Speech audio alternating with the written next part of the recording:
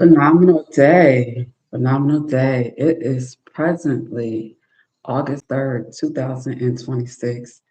And I'm just so excited to be here to finally, be getting started with doing this. Um, I've been meditating all morning. I was like a kid getting ready for the first day of school. Today, this morning I woke up early and I was just like excited about this pretty much and not sure, all the details as to how everything was gonna flow. So with day one, we're kind of just going with the flow, but make sure I get into the intro. This is the history and career opportunities, the natural hair care and styling masterclass. All right, so I didn't want to spend too much time in this particular video, which is day one, talking about me so much, because this is going to be a 10-week masterclass, okay? The next 10 weeks, I marked today, I mentioned today, August 3rd, because we will be documenting this journey for several different reasons that I will reveal along the way. But starting out, um, yeah, I'm trying to figure out, why does my eye look half closed and it's distracting me? I'm like, what is going on? I know that I'm sitting. Are they playing with my lens again as usual? There's always something. Let me see. I said, can never be great. It's always some kind of distractions, right? Okay.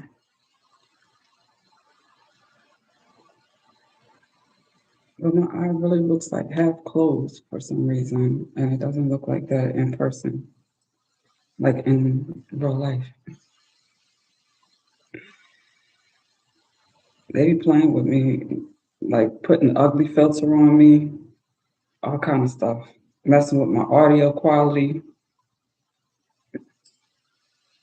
all kind of craziness. They just don't want me creating content. Messed up my phone earlier.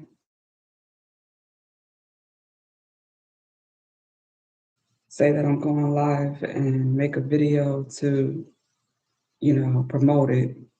All of a sudden, I start having technical stuff going on that shouldn't be going on. All of a sudden. All right. I forgot that I didn't make this public, so I have to go and look for it. But with that being said, today I figured we would get into the theory part of things. So we're going to start out with my ladies, standard natural hair care and braiding textbook. I'm going to introduce it with chapter 1. Okay. So we're going to try to get through chapter 1 completely today. But if I don't, it's all good. We'll pick up with it, this week.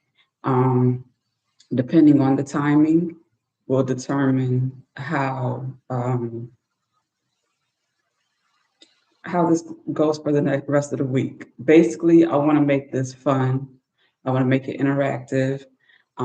This first one, I'm just planning on recording it and then sharing it once I, see how I feel about everything and how I want to move forward. And then in the future, I'll make them, public, because it's live recording right now. So if you are a subscriber to the Empress Network or patron, then you will be able to view it live while it's, recording right now. because you've gotten the notification. But, it's unlisted on YouTube. Um, so with that being said, in the future, I will, plan it out and also make it live. But I just didn't want any kind of interruptions and stuff like that this time around. Or I was trying to reduce it, if anything, because I don't feel like getting into all of that here today. If you know, you know. Okay, the journey has been real for your girl on these platforms, which is why I have been building my own. Okay. All right. Glad we had that conversation. So, with that being said, this is our bookmark, which is also our business card here. Okay. You see the 777 there. If you visit empressblack.com, Empress, the Empress Network. Okay. You will be able to access Empress tools or any other page on the site that has you have to enter a guest code or a password or guest area. That passcode is 777. Okay. So, you know, this is what the business card actually looks like. It has our master key barcode right there. And throughout this, you know, 10 weeks masterclass, we'll talk about and do tours and previews and all of that stuff of different parts of the website, the system. I will be doing things like sharing my experiences using different platforms, whether it be social media for like marketing and promoting my services and products, um, website and all that.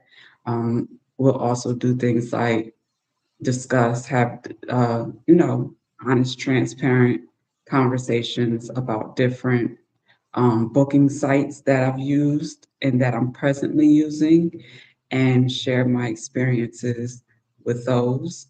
Um, and sharing, how to navigate that and how, it's similar, but also, in my opinion, better than some of the others. Okay. I've had experience paying a lot of money, for platforms like StyleSeat and Vagaro, and which was formerly Schedulicity before they merged. Um, and I dug into the systems to use several different tools, not all of the tools that were offered. I use, paid features as well as free ones. So I kind of got a good idea of how these different platforms work. And, for inspiring professionals, whether you are presently using them or thinking about it, I got a little bit of insight that I'm going to offer. We're going to do, like I said, theory work, which is where I'll talk about and read from the textbooks. Um, I have this textbook, but I have other books that I have had for several years, that I've learned quite a bit about, you know, natural hair, cultivating it, caring for it, styling, all of the above. So, and the history, which is what we're talking about today, history and career opportunities. So, I'll be sharing, from those books over the course of the next 10 weeks as well. And then, of course, the part that everybody will be looking forward to are the demos. Okay. We're going to be doing demonstrations weekly. Okay. I'm not sure how many days out of the week, but um, at least one, if not two or three. It depends. I'll decide on a look or a style, or something that you know we're gonna learn together or practice together, or I'm just gonna be sharing and showing my techniques for different things, such as the basics as far as like braiding, twisting, wet sets, dry sets, um, hair extensions from crochet to sew-ins, glueless wig installs, everything pretty much chemical free. Um, and I'll be doing that starting out with the mannequins and then, over time, get us some hair models and, show on physical humans. Okay. All right. So let's go ahead and get into this book. All right. Again, this is from our My Lady Standard Natural Hair Care and Braiding. And this is chapter 1, History and Career Opportunities. Okay. This is what it looks like. I'll show you periodically, different images that stick out that, I feel like you should know. Even though I'm presenting, no, showing up as a teacher here, I'm really going to be the student. Okay. So I'm the student teacher here. All right. Because even though I have over 20 years of experience in this industry, I'm talking about from, a shampoo girl, folding towels, sweeping floors, taking out the trash, you know, um, prepping clients for the other star beauty professionals that I had the honor of working with and learning from, all the way into, having my own suites and studios and, you know, maintaining my own book of clients and having my own, personal assistant and shampoo assistants and so forth. So got a great deal of experience working in salons, barbershops, both commission and um, booth rental, all that. So we're going to get into that later, but that was just a little bit about my experience. All right. So the learning objectives here, well, the outline is, why study natural hair care and braiding, history and career opportunities. So for brief history of natural hair care and braiding and the career paths for natural hairstylists. Our learning objectives are um, after completing this chapter, you should be able to, or we should be able to, explain the origins of natural hair care and braiding, name the advancements made in Black culture throughout the centuries, and list the career paths for natural hairstylists. Now, we have some key terms here, and I think I want to um, add those to Patreon. So, I'm going to, at some point this week, make sure that for our patrons, patron/experience Black, you'll be able to access, the key terms there and any other um, beneficial images or details, charts, anything like that, that I think could be of value. I'll add that on Patreon. Okay. All right. Cosmetology is the art and science of beautifying and improving the skin, nails, and hair, and includes the study of cosmetics and their applications. Natural hair care is under the umbrella of cosmetology.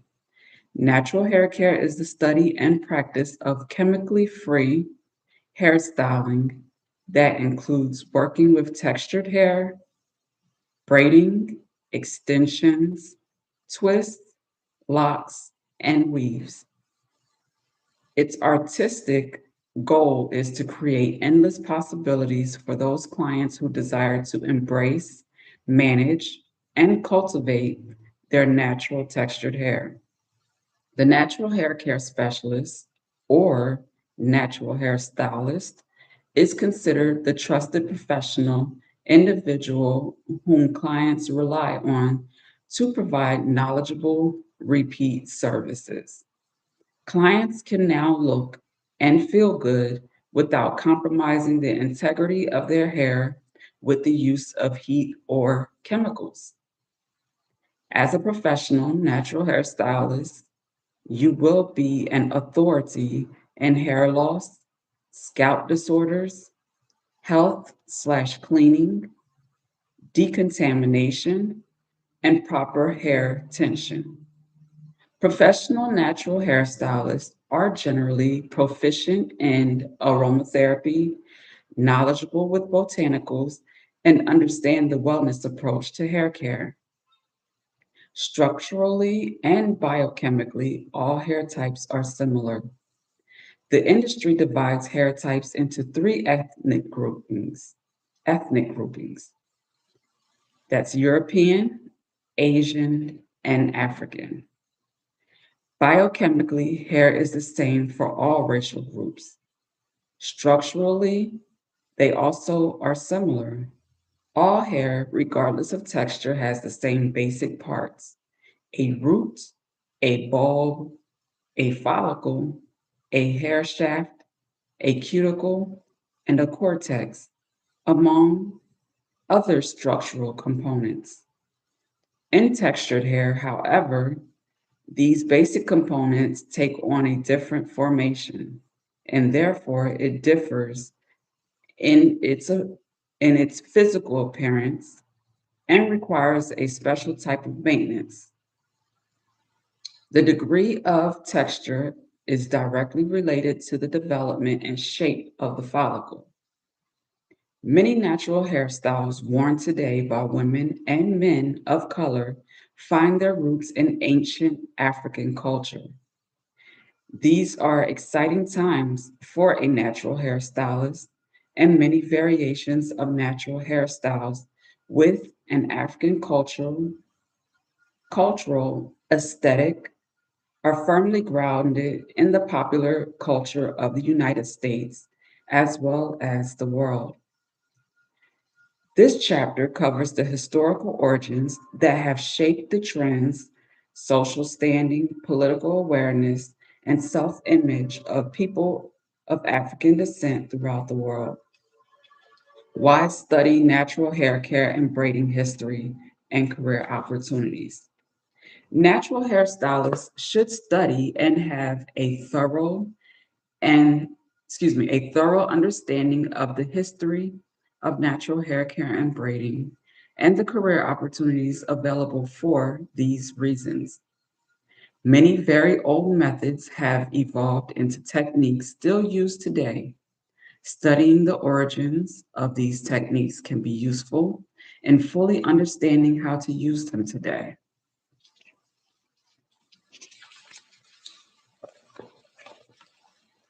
Knowing the history of your profession can help you predict and understand upcoming trends.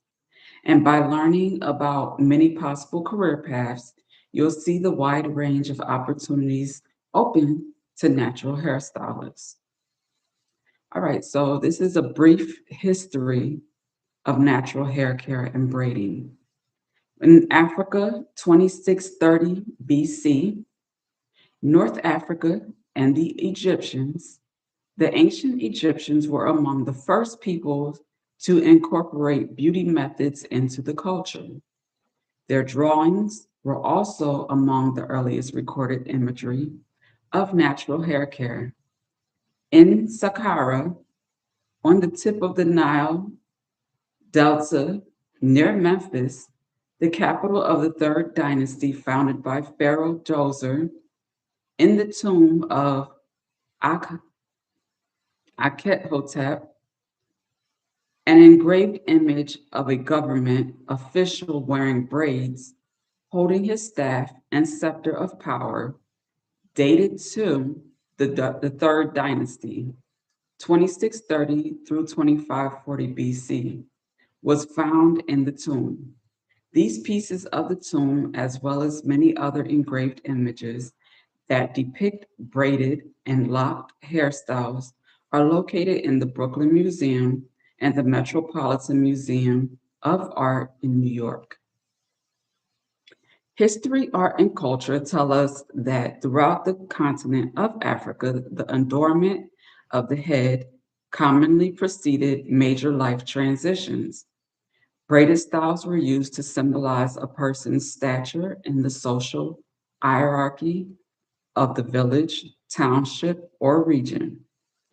Braided hair designs were a nonverbal traditional form of communication. Single women wore very different styles than married women and adolescent girls. Even pregnant women were afforded their own unique designs to usher in precious life. In ancient Egypt, pregnant women knotted their hair behind the head in a large bun or in numerous plaits, which would then hang down at either side of their head. The most intricate designs were worn by the wives of rulers, married women, and the head priests of spiritual cults. Married women have traditionally worn the most elaborately designed hair sculptures to mark the life changing transition from their parents' home to that of their husband. Central and West Africa. An exhibit at the New York Metropolitan Museum of Art entitled Heroic Africans, Legendary Leaders, Iconic Sculptures included many busts of full size sculptures of royalty and priests. Their hairstyles told the story of their status in their respective communities from Cuba, spelled Kuba, of the Democratic Republic of the Congo, the Chakwi of Angola and Zambia, and the Bangwa of Kam, chiefdoms of the Cameroon grassfields. Sculptors from each of these regions use materials ranging from earth, clay, metal alloys, and wood to precious ivory. They use the materials to create captivating, energized, evocative, idealized, and enduring likeliness of their ancestors that otherwise would have been recorded only in the oral traditions. Especially notable are the 16th century bronze busts of the royalty of Benin and their attendants with their hair braided in intricate, multi tiered sculptures. Other nations represented in the exhibition were the ancient Yoruba of life, of Lefe, Yoruba of Lefe, okay, and the Kingdom of Benin of Nigeria, the Akan of Ghana, the Lulawa, and the Hemba. These hair sculptures are the genesis of modern day hair designs of braids, bantu knots, locks, coils, and lock extensions.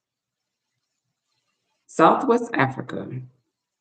It is also important to note that in many African societies, teenage girls and boys underwent initiation rites as part of the journey to adulthood.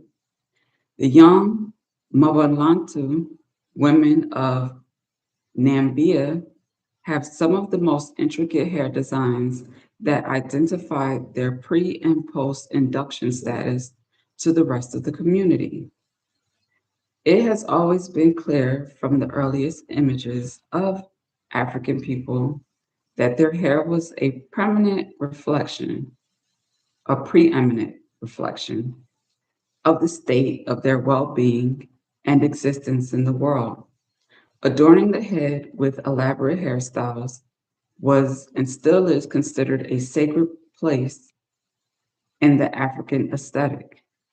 Many traditional African hairstyles photographed by anthropologists and art scholars from the 1930s and 40s depict life in rural areas where hairstyles were created with natural fibers, clays, shells, and beads. These traditional African styles inspired the popular beaded, braided styles of the 1960s, 70s, and 80s in the United States. The New World, 1600 through 1870, era of American slavery. The experiences of enslaved Africans in the New World, the ice maker. I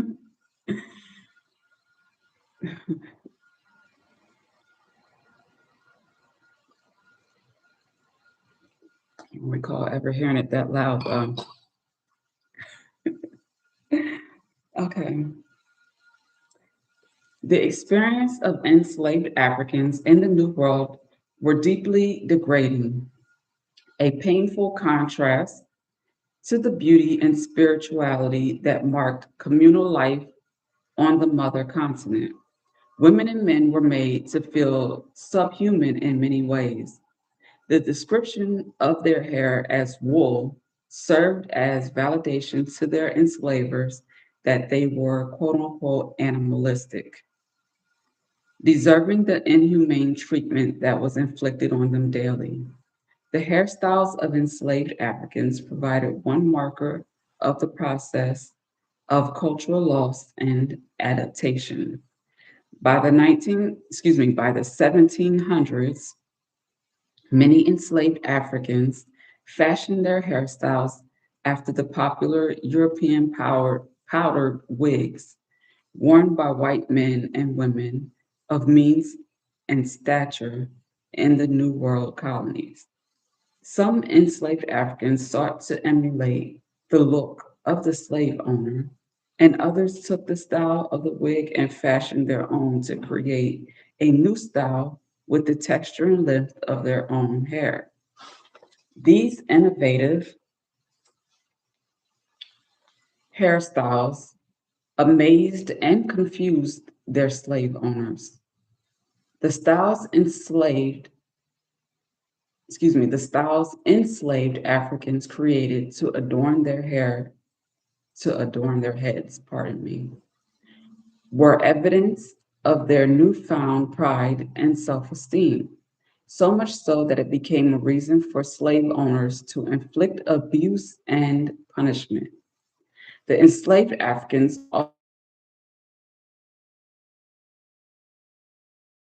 your hair, then the slave owner would think you had too much idle time on your hands. The hair and fashion statements they wore were an important part of their self expression and self esteem, as well as potential threat to the slave owner. During the last years of slavery, it was not unusual for the wives of slave owners to cut off their hair of a young African girl or woman, especially if she had become the object of unwanted sexual advances from her slave master. In response to the increase in assertiveness of the slave population in 1786 in New Orleans, the Spanish governor signed a law requiring Creole people of color and Black women to wear their hair bound in a tignon or or a kerchief. So I say handkerchief, but it just says kerchief. As a badge of their lowly status in the colonial society, tignons could be seen on many of the American slaves into the late slave era. So, quick insert. The When I was reading this, in class, um, I the history part of it, I'm not usually like a history person, but like when I was in traditional school, middle school, high school, the history that we were given, it didn't connect. So I don't even remember a lot of the stuff. And the test, I was able to study just to pass the test, I guess, enough, but I don't remember it. Like I didn't retain the information like that. However, when I was reading this, I was like, this is so deep. Um, and we see right here, we have a picture it's talking about abolitionist Harriet Tubman in a tignon. Okay, so we see her with something similar to what we would call like a do rag these days. Okay, but it's her hair covered. And, back in those days in slavery, that was a way that we were, you know, made to believe our hair was a problem way back then, the conditioning and programming, and the jealousy was seen and shown, but yeah, like we had to cover our hair, and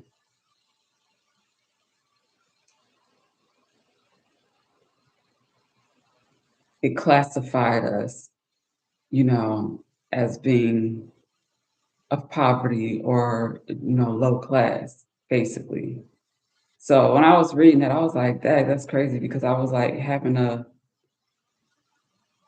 not a disagreement with my instructor. I love the instructor. She was the bomb, Miss Claire. Um, but I wanted to wear my hijab. And that was kind of like a rule that they had where it basically no head coverings. Your hair couldn't be completely covered, like with any type of scarves or anything. So I did it one day just because I'm the rebel that I am. And I didn't do it just to see if I could get away with it or anything. It was just I was recovering from being unwell and missing a couple of days of class. And when I was returning to school, you know, I just, was in a very spiritual space where I really wanted to just, homeschool at that point. But since that wasn't an option, I had to show up and I just said, I'm going with my hijab on. So I had on my scrubs, my uniform, but I had my hair covered.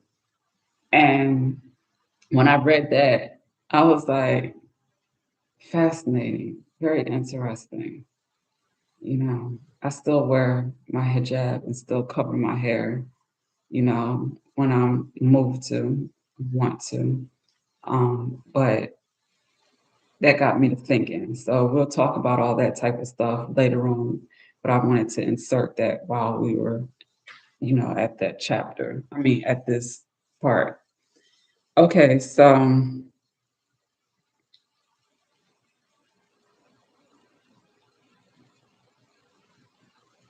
all right, so in the 19th century, partly because of their involvement in the textile industry, enslaved women were able to explore the creative possibilities of color and design for their head tie. They created an encoded cultural aesthetic of discordant color patterns and irregular patterns that differed from those of the dominant white society of that time. So that's when, we are always gonna, make things our own and create it. So what looked like a plain do-rag, women started getting into fabrics and prints and, creating head wraps and head scarves that weren't just, plain, where you could dress it up. So we're gonna cover our hair, we're gonna do it with style, basically. Okay, so that's when that gave birth in around, 19th century. Okay. All right, so Reconstruction, 1900 to 1920, women in the post-slavery era. Between the years of 1902 and 1920, three women made a permanent mark on the lives of African American women with their vision, courage, and tenacity to uplift themselves. Annie Pope Turnbull Malone, Madam C.J. Walker, and Madam Sarah Spencer Washington.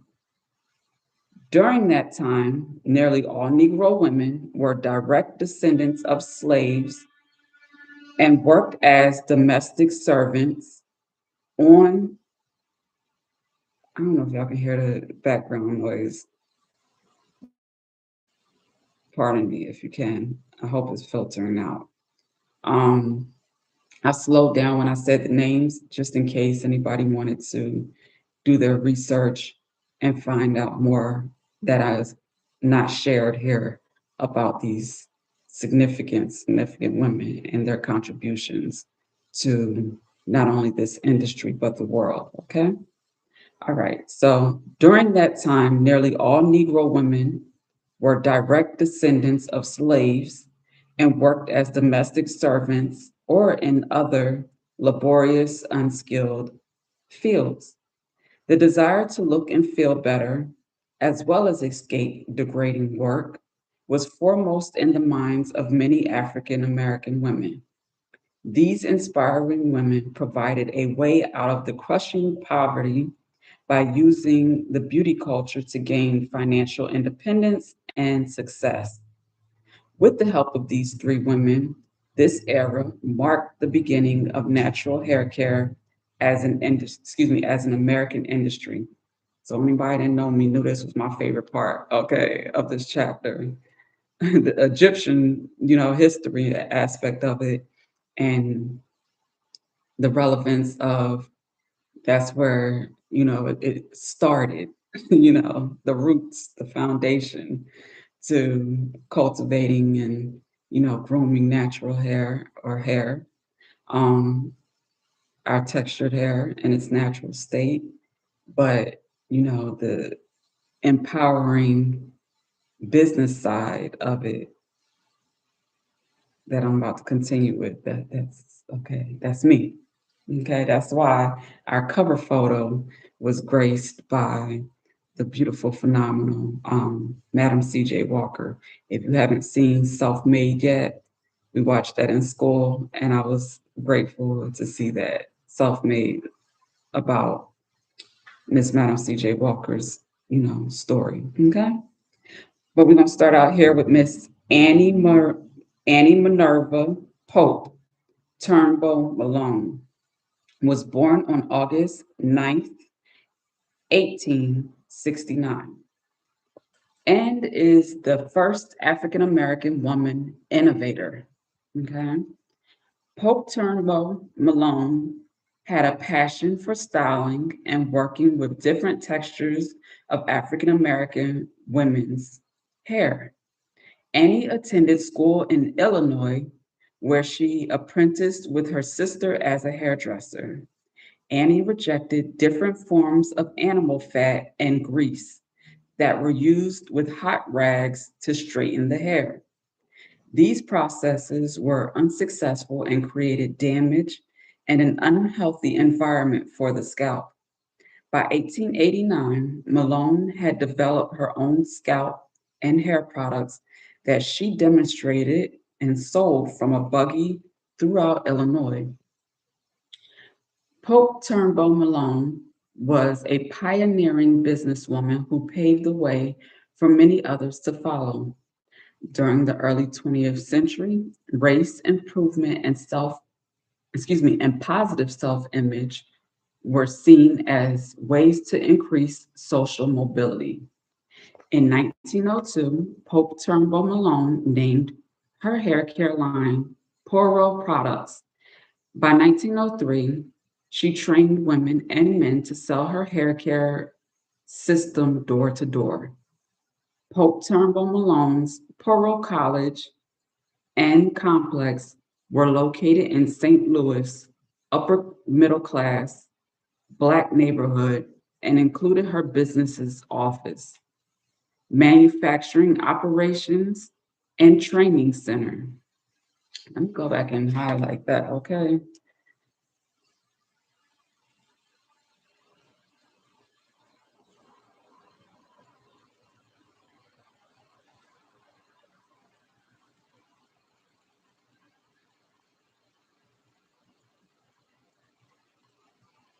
Okay, I'm gonna read that again.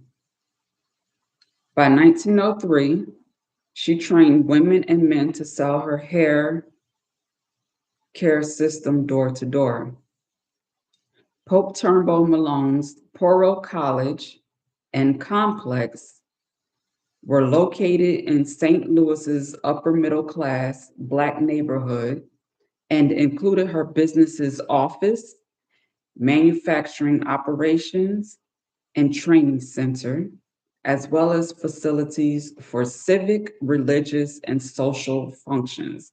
Now, you see what I mean by I said more than just for the beauty industry, okay?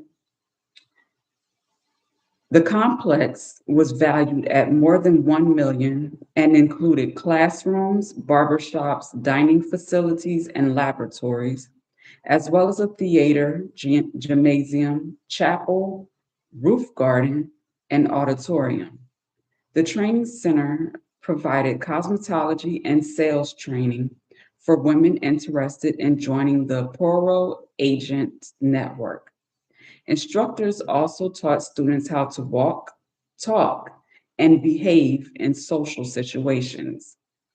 So, professional development, I love that. Many local and national organizations, including the National Negro Business League, were housed in the facility or used, in the facility or used it for business functions. Okay.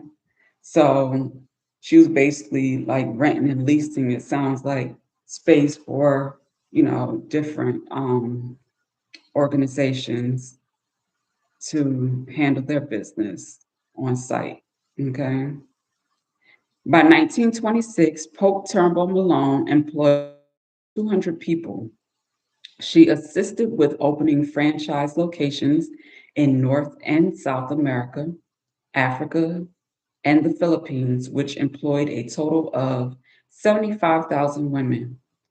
In 1946, the facility was renamed in her honor as the Annie Malone Children and Family Center, and it still serves as a source of community support in the historic Ville neighborhood.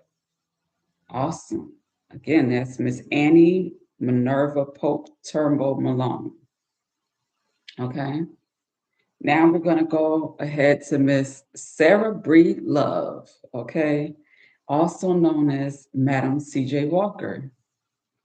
In 1867, Sarah Breed Love was born in Delta, Louisiana. Her parents and elder siblings were slaves on a cotton plantation. She was one of six children and the first child born into freedom after the Civil War came to an end. Okay, one of six children, and the first child born into freedom after the Civil War came to an end. Sarah, also known as Madam C.J. Walker, was hired by Pope Turnbull Malone, and she became one of Annie's first sales agents, a position that likely gave her access to Pope Turnbull Malone's formula. In 1905, she moved to Denver to sell Pope Turnbull Malone's wonderful hair grower. In 1906, a year later, after marrying newspaper advertising salesman Charles Joseph Walker, which is how she became Madam C.J. Walker, Breedlove changed her name. She followed the model of her former employer, Pope Turnbull Malone, by creating a hair preparation cream, tonics to prevent hair loss, and tools to manage the hair. She also trained and employed thousands of African Americans in her door to door sales business. Madam Walker's strategic plan was to create awareness of self empowerment among African Americans in order to facilitate their having their own businesses and to improve their economic standing. In countless speeches, she extolled the benefits of economic freedom for women who had long been financially dependent on men. Madam Walker's genius was evident not only in her business model, but also in the way she used slideshows, newspaper articles, speeches, and a magazine entitled Women's Voice to market her beliefs, biographical background, and lifestyle. The magazine, funded by the Walker Company, was one of the few publications at the time that was controlled and edited by African American women. The magazine became an important media aim, excuse me, the magazine became an important media arm to aim Madam Walker's efforts to organize women's political groups with the ultimate aim to empowering African American women. The greater impact of Walker's legacy continues to be revealed as her business model inspires each generation of African American entrepreneurs in the now multi-billion-dollar Black hair care industry to create their own economic wealth and freedom. Her strategy provided an initial blueprint to develop and manufacture hair care products as well as educate and train employees. So, another insert before we head to Miss Sarah Spencer. Um,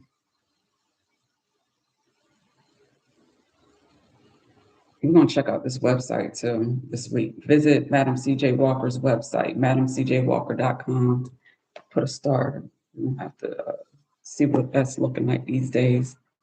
But I was amazed at with reading about these ladies, how I guess the mindset of I guess professionals or women who are interested in this line of work, how they relate and certain have certain similarities. Because there's literally things that I, if you would have asked me, I would have thought I came up with or I created, or, you know, these were thoughts that were birthed from my own mind and heart, of course, from God, the divine.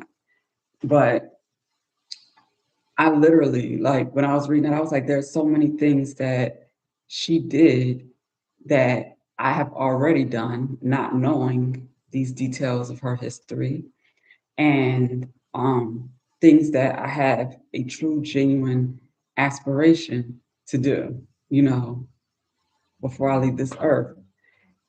And I'm just like, wow, okay. So, with that being said, before we head to Miss Sarah Spencer, your girl been drinking coffee and water this morning, and I need a quick bathroom break. I mean, a quick break, okay? Very quick. So, I'm gonna put, bar recipe. oh, I do not hate. okay. I was trying to put on the meditation music I was listening to. I do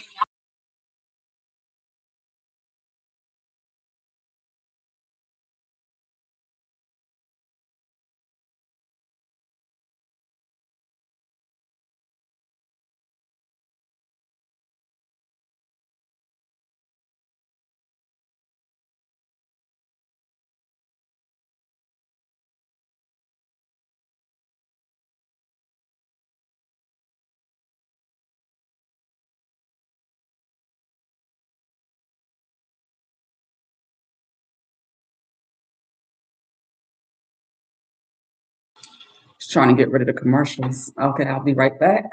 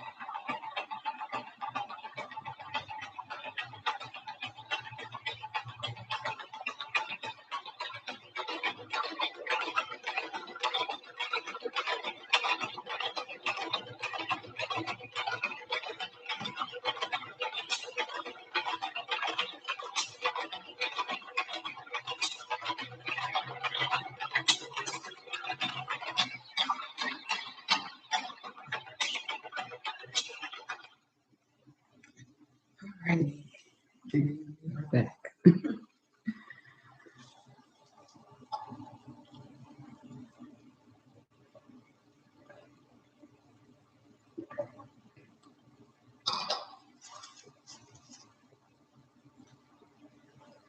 All right, so I have it on our calendar that we're going to do these from 9 a.m. to 10:30 a.m. However, my schedule differs from day to day, depending on if I have clients um, and other things to take care of. So I'm going to aim to do it as close to that time frame as possible. Some days I might have to pre-record it earlier or the night before, something like that, and then maybe premiere it, during that window of time. Either way, my goal is to produce something daily to stay consistent with, doing the theory as well as the practical. Okay, back to the studies. All right, let's go ahead and learn about Miss Sarah Spencer. And I said masterclass because I'm catering this towards adults. But with that being said, it's going to be on YouTube as well. So if any children are inspired to learn about, the subject, or, I'm going to make it appropriate and friendly for children to also learn because a lot of people know how to style hair and do hair, but when it comes to the hair care side of it, throughout the 20 years of me doing this, to some degree or another, I've heard consistently most people feel like hair care, when it comes to natural hair, is neglected or it's not understood or prioritized to the degree in which it should. So this is my contribution, you know, to take the theory, the books, my experience, and bringing it all home. Okay. All right. So Sarah Spencer was born in 1889 in Beckley, Virginia. She graduated from Norfolk Mission College, and in 1913, she decided to enter the beauty profession despite her family's objections. She was inspired by the successes of Madam C.J. Walker and Annie Pope Turnbull Malone's in the manufacturing and door to door sales of their products. To prepare for her new business venture, Sarah studied cosmetology in Philadelphia. Her strong interest in chemistry, product development, led her to take additional courses in chemistry at Columbia University in New York. In 1916, Sarah moved to Atlantic City, New Jersey, where she began to experiment with ingredients. She later was granted a patent for and developed the Apex system, a new system of straightening the hair of Black women. Sarah opened a small beauty parlor using the name using the name Madam Sarah Spencer. Okay. Washington. That's Madam Sarah Spencer, Washington. During the day, she worked in the salon and taught students the trade.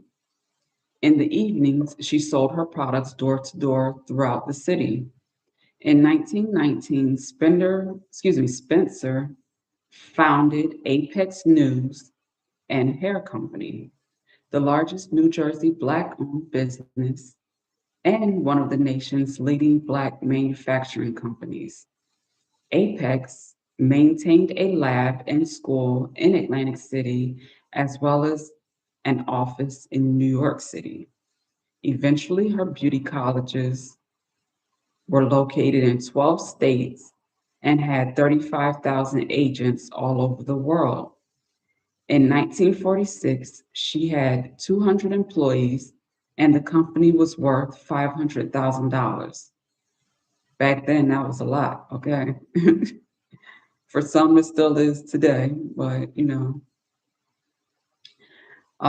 Sarah Spencer was one of the first African American millionaires.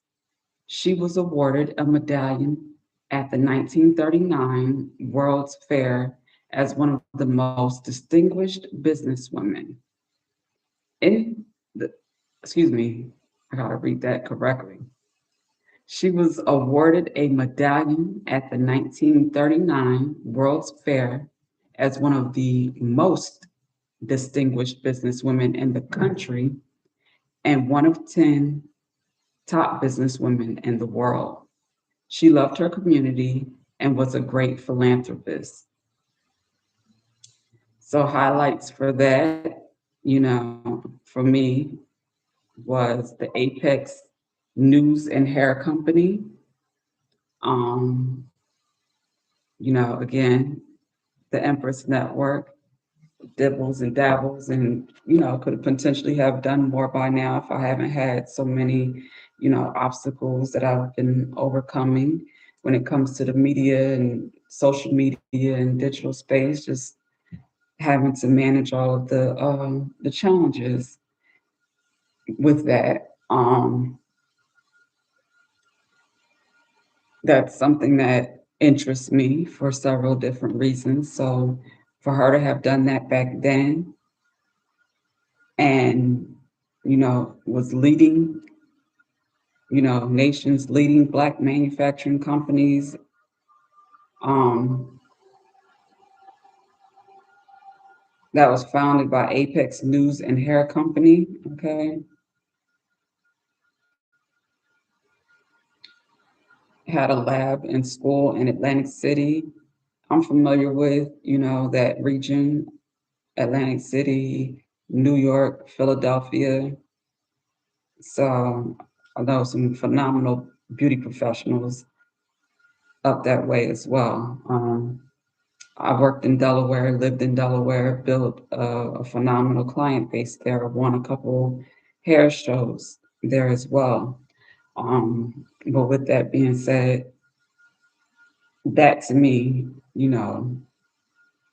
was kind of cool, knowing that, I worked in that region and it has that type of history that I didn't know about. Okay.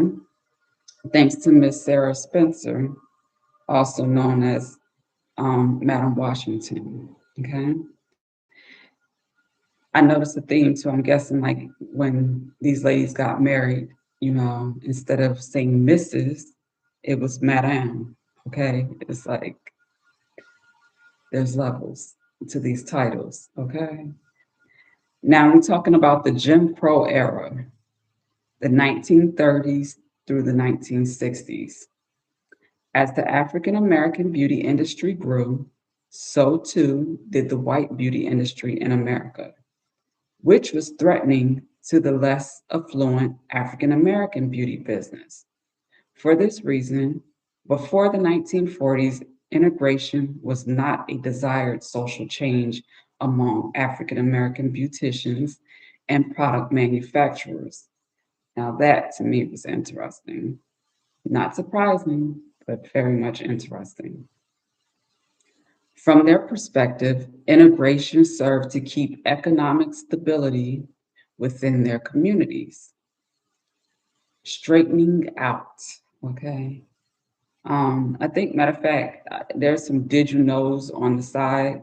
I want to read the one about the Jim Crow area before we proceed with the next chapter. All right, so as the African American beauty industry grew, so too did the white beauty industry in America. The sale of hair products flourished and became extremely lucrative for both the white and African American product manufacturers. Due to segregation, white manufacturers were unaware of the millions of dollars that were being generated by the seemingly less affluent African American beauty product manufacturers. For this reason, before the 1940s, integration was not a desired social change among African American product manufacturers. From their perspective, segregation served to keep economic stability within their communities. Okay. So, in other words, to summarize that even more, um,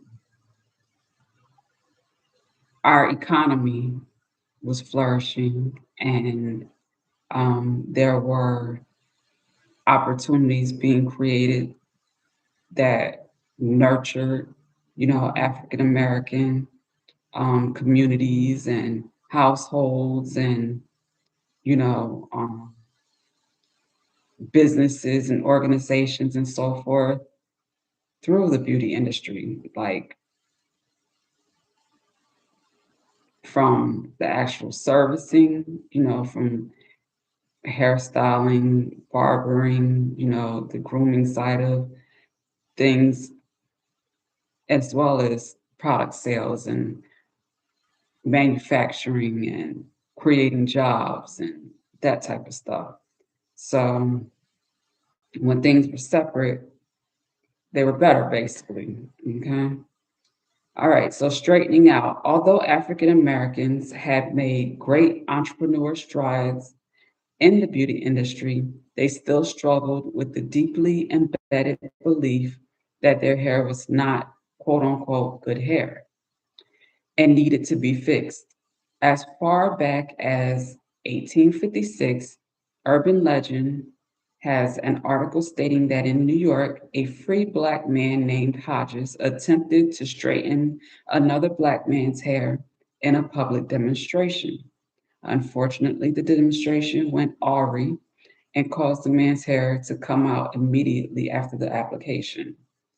In the 1880s, the hot comb was in full circulation and was manufactured for white women in Sears and Bloomingdale's catalogs.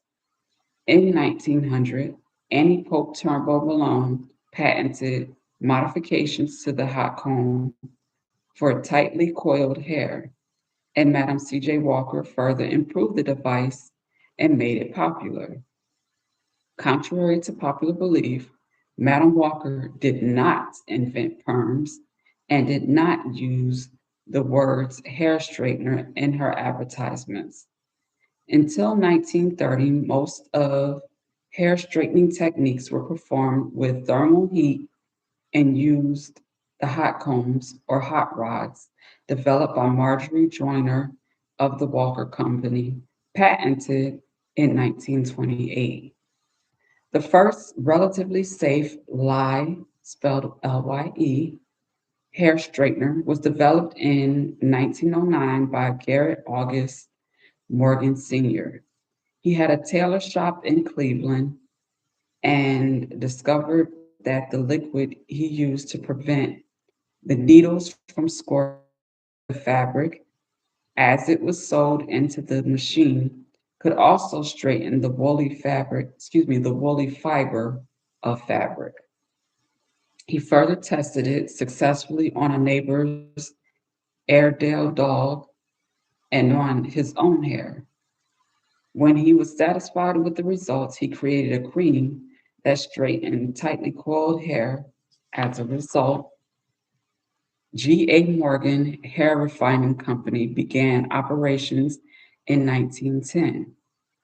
From this preparation, Morgan created a long line of hair products such that a few years later, he claimed to offer the only complete line of hair preparations in the world. The natural texture, the wave, the curl, and the coil were the main impetus for African Americans to achieve straightened hair at almost any cost. In the 1930s, the conch lye based relaxer was popular. Perhaps the most famous experience was, was chronicled by Malcolm X in his autobiography. He described the recipe for his first conch as follows: combine red devil lye, 2 eggs, and two mashed white potatoes in a mason jar. Vaseline was applied to protect the scalp, and at the end of treatment, the mixture was rinsed off with soap and water.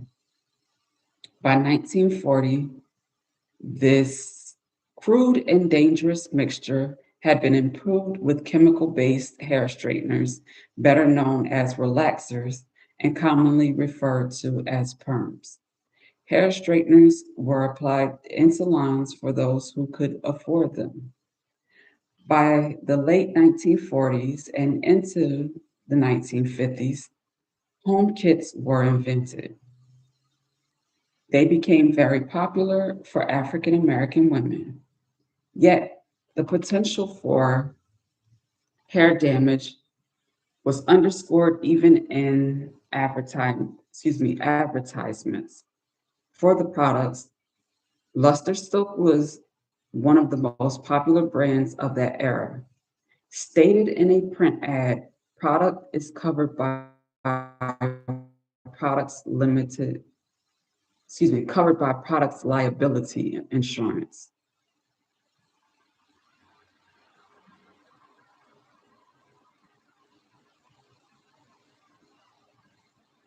In 1954, George E. Johnson founded Johnson Products and developed Ultra Wave, a permanent relaxer for men. Several years later, he developed Ultra Sheen, a relaxer for women. In 1971, Johnson Products became the first African American owned company to be listed on the American Stock Exchange. Over the years, many more relaxers were created, culminating in the 1970s and 1980s with the Jerry Curl, texturizers marketed mainly to men, and new and improved no-lie relaxers. So Jerry Curls came after the relaxer.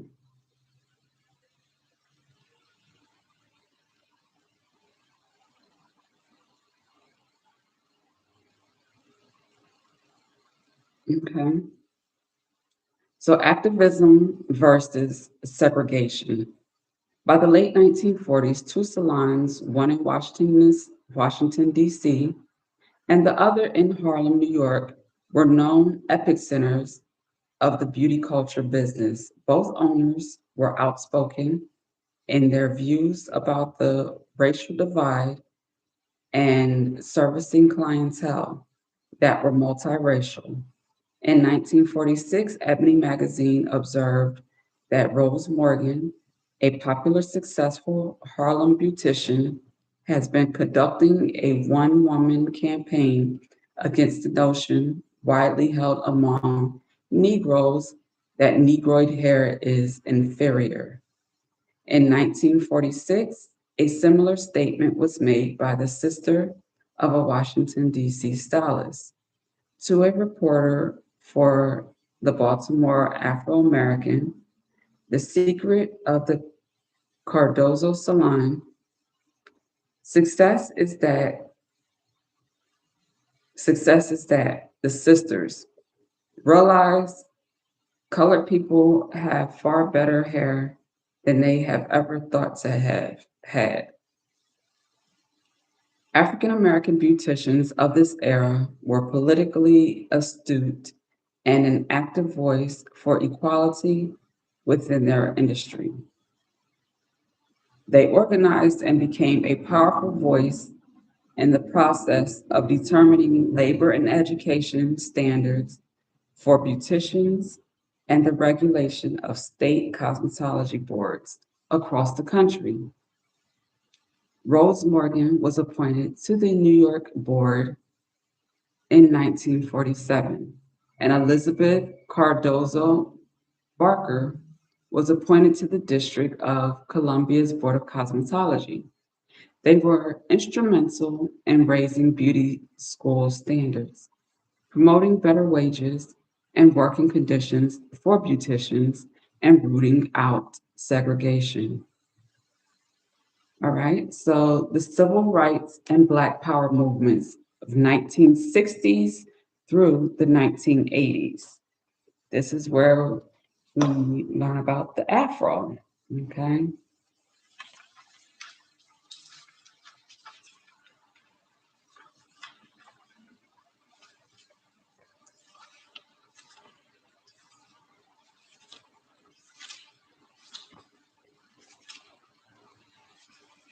That's funny because when I was reading this in class, when we were doing this chapter in class, I literally kept doing the same thing. Like every time I was reading, I'm like, okay, and check how many pages were left. Like it hasn't changed. It's still we got a ways to go. But I guess I'm trying to gauge timing, um, and see how I'm going to split this up because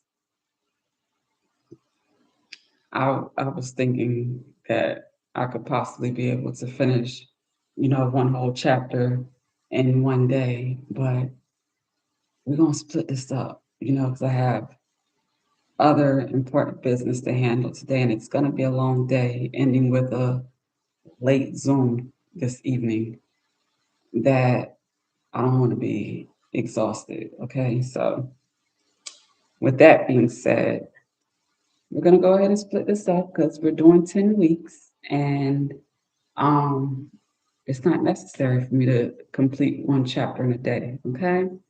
So I'm just, going to enjoy this journey. And whoever doesn't find this absolutely boring and is on this journey with me, shout out to you. I appreciate you. Make sure you like, share, and subscribe. All right. The afro. Just talk about this afro. Recognition of African Americans' natural beauty was slow in coming. Those who dared to wear their hair naturally were often met with harsh criticism and backlash from community leaders and family members. An established standard of beauty with very specific parameters of skin tone, facial features, and hair textures had been carefully crafted and successfully promoted since the beginning of the 20th century. At this time, advertisements promoted beauty products or hair grooming of African Americans wearing their hair only in straight, permanently relaxed, and thermally pressed styles. Those women who attempted to wear their hair naturally were often artists who had no reason other than their own personal convictions to do so. Most artists were not politically motivated by racial pride. For the younger generation, however, their hairstyles became the ultimate political statement. In 1943, Annabelle Baker, a Hampton Institute art student, became one of the brave who decided to wear her hair naturally. Appreciating the beauty of her natural hair, Baker confessed to a growing regard for bone structure, skin tone, and texture. The reaction of Hampton's Dean of Women, Fleming Kittrell, was insensitive and immediate. Baker had been invited to a conference at Wesley College in Massachusetts. She was initially told that her hair made her unacceptable to represent Hampton at the conference. After considerable debate, she was allowed to attend the conference. At Wesley, Baker encountered criticism in her dorm room from two strikingly beautiful Negro co-eds with hair flat, with hair that flowed into long page boys. They told me that I should be ashamed to be seen with my hair in its natural state. Upon returning home to Hampton, Baker became the subject of repeated disciplinary actions. Life became difficult to her, and Baker contended that her hair caused her to be targeted. As the civil rights movement grew, in the early 1960s, college students all across the country began wearing their hair in afros. Many women on campus forced excuse me, faced.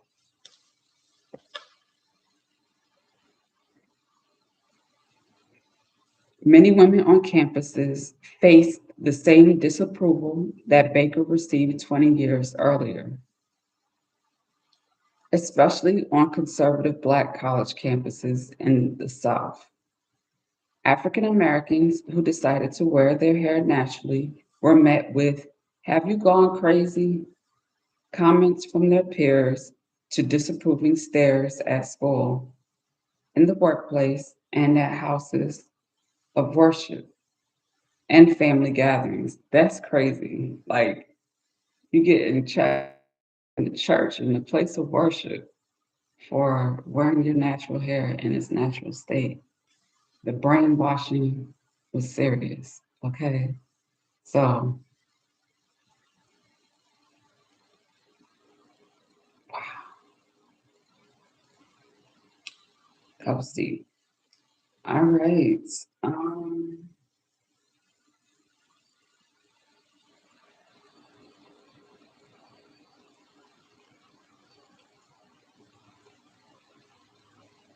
Many, emboldened by a sense of pride, chose to ignore the looks and comments and brave the disapproval.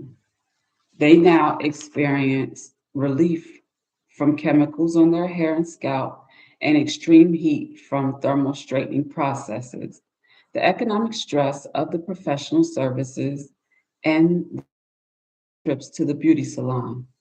For some, it was a it was as simple as embracing Black consciousness and confronting the social, political reality of the times. Yeah, that's the thing. With a lot of this stuff, if you haven't experienced it firsthand, you don't know what you don't know, you know.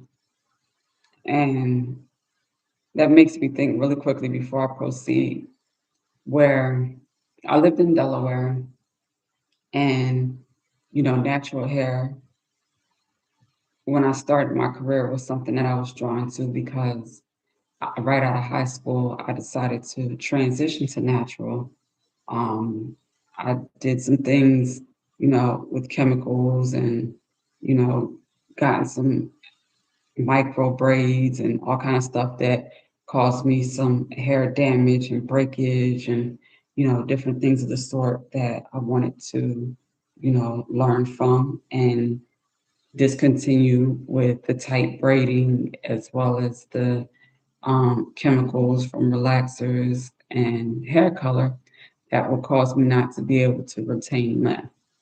So, from those experiences, my interest within the beauty industry and providing hair services, were born pretty early, and as I got older and had the experiences that I had with my hair and had to overcome some of the challenges that I personally had to overcome, it taught me, or I taught myself, I'll say, um, the importance of being able to do this for myself, like to be able to, take care of my own hair so I'm not relying on anyone else to do it and being disappointed when I'm paying, to have it done and it's not being done, you know, properly. So I started doing my own hair. I taught myself a lot of different um, styles and techniques and that type of stuff. And with that, I remember like when I would wear my afro or a curly afro, like a twist out, bantu knot out, and stuff like that, I would get a lot different responses that I had gotten when I wore my hair relaxed years previous. And when I um, started wearing hair extensions, weave, and straight textures, like wearing straight weaves, bobs, and longer lengths, and so forth. But I also saw a different shift when I did lock extensions on myself one time. that one was the most interesting because I remember walking down the street and people, you know, mainly in the area that I was in, Caucasian people, putting distance in between us. And that was something, that I had never really experienced like that before. Um, but when I started reflecting and recognizing that these locks may have something to do with it, I was like, wow. And these aren't even real locks, they're lock extensions.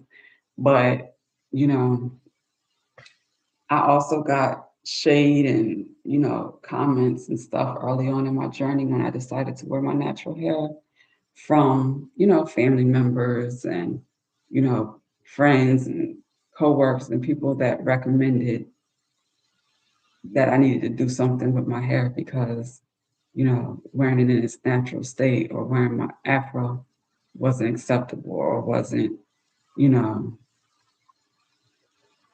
flattering or the look or okay type of stuff. Okay. So, yeah,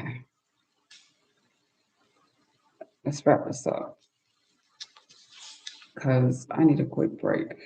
I mean, not a quick break. I need like a break before I move on to the next thing I need to get done today. And it's almost 10:30. Okay.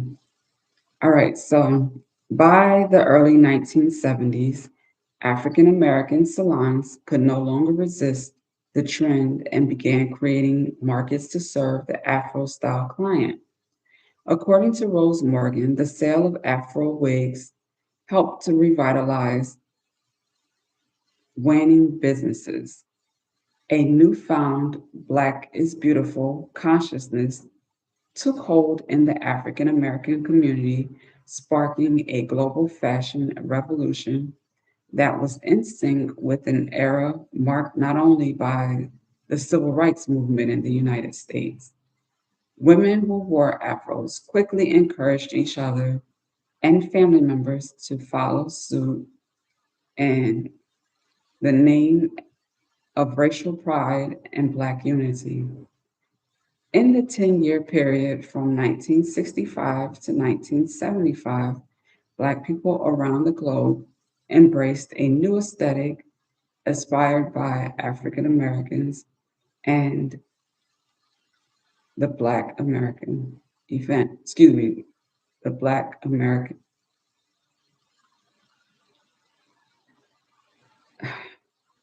Did I mention how my rest was a little off last night? Pardon me if I'm jumping on my words. I'm going to do better moving forward. I'm going to get better quality rest because I'm not going to sleep with my phone in the room with me. We're going to find another alarm system set up because when I haven't been doing that, I was getting better quality of rest, uninterrupted, and flowing better through the day. I'm a little tired, but I didn't want to mention that. But because I'm jumping on my words, bear with me while we get through this today. Okay. Black people around the globe embraced a new aesthetic inspired by African Americans and the Black Power movement. What was once categorized as a fad by those unwilling to acknowledge the beginnings of a huge shift in salon services was now a viable new way of life for many African Americans. This was an exciting and creative landscape. A new era of discovery was emerging, similar to the creative energy of the revolution in African American hairstyles that was launched nearly a century before by such visionaries as Annie Pope Turnbull Malone and Madam C.J. Walker. New techniques were created, amateurs and professional stylists alike, to accommodate the rediscovered hair textures. Tightly coiled hair needed to be braided before going to bed. Loosely coiled hair needed to be twisted, and curly coiled hair needed to be braided and then twisted.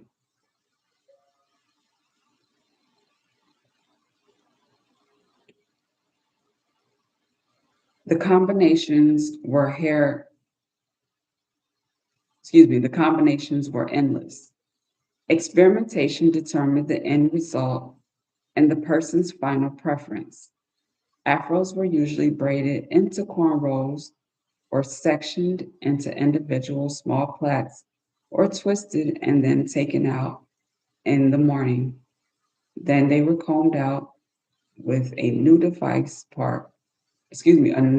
called the pick. Okay. The pick created an extreme look in the afro. Okay. You know what the pick looks like. We also have a couple variations of that in our cover photo. The original pick was a 5-inch, 12.5 centimeter comb base with 10 5 to 6-inch steel wire protruding from its base. The pick was used to comb out the hair by lifting the hair from the scalp and pulling the hair. When used with the afro pick, this technique helped to make the hair stand up all over the head. Over time, many different types of picks were created for daily and decorative use. For the first time in history, all natural hair types and lengths were celebrated. Never before had men, women, and children adopted the same hairstyle simultaneously. Photos featuring multiple generations of family members, all wearing the same natural hairstyles, became common.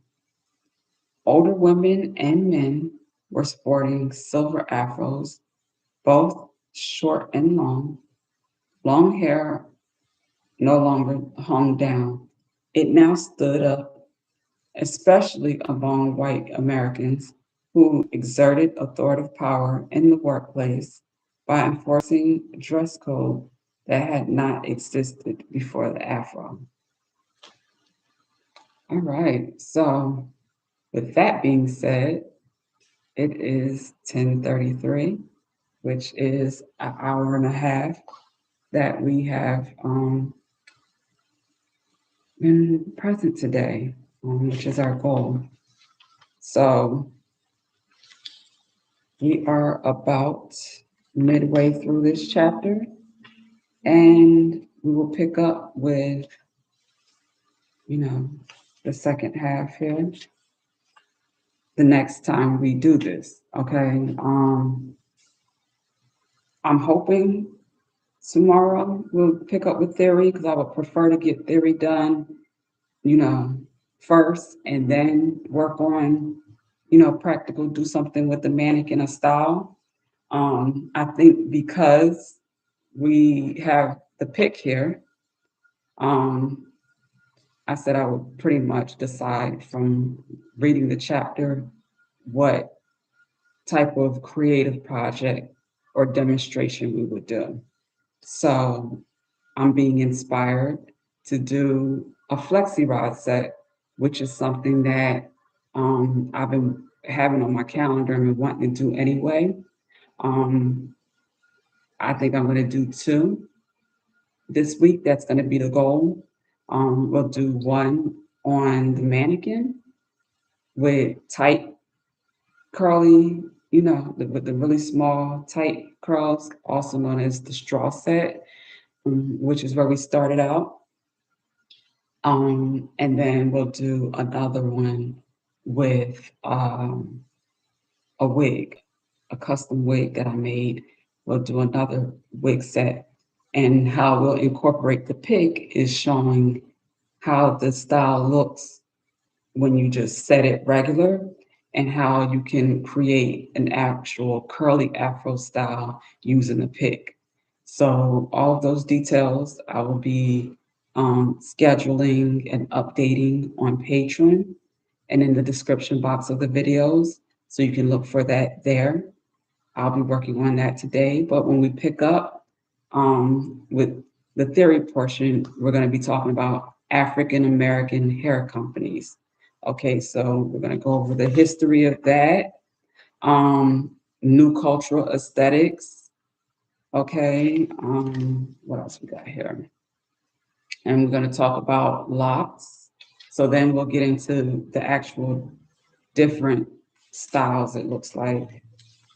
It says locks, braids, and we're going to talk about the holistic approach to natural hair care services, rules and state regulations, touch on that a little bit.